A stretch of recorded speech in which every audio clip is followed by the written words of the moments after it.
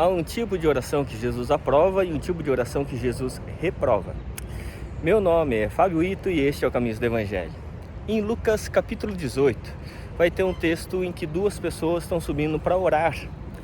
Um é chamado de fariseu. O fariseu era um homem dos mais religiosos que havia na época, conhecia profundamente o texto do Antigo Testamento e levava as últimas consequências à religião judaica.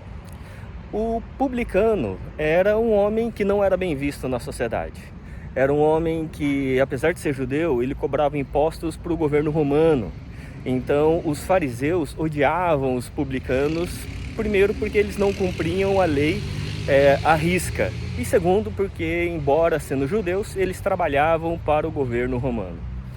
E essas duas pessoas vão subir para orar a Deus. Mas em Lucas 18, a oração do fariseu ela não é aceita por Deus, porque o primeiro que ele vai começar orando de si para si mesmo, e ele vai falando das suas virtudes. Ele vai falando que ele jejua 2 vezes por semana, vai falar que ele dá o dízimo, vai falar que ele tem uma vida correta, ao contrário do publicano. E ainda ele compara, fala assim: graças eu te dou, ó Deus, porque eu não sou igual a esse publicano aqui do meu lado. E depois vai ter a oração do publicano.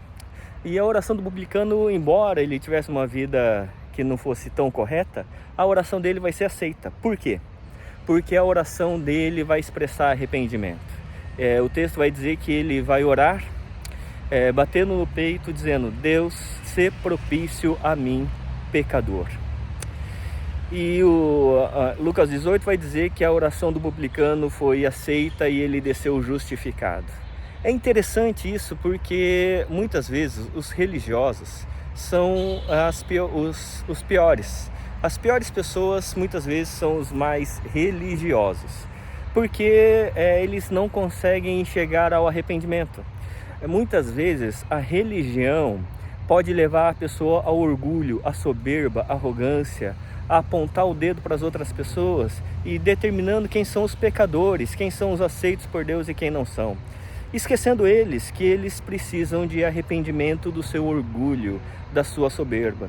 É por isso que nessa oração, nessas duas pessoas que subiram para orar, isso evidencia muitas vezes que as pessoas de dentro da igreja são as piores pessoas e as que mais precisam de arrependimento.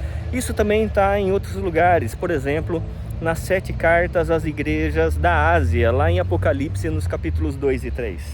Vai ter ali igrejas que precisam de arrependimento.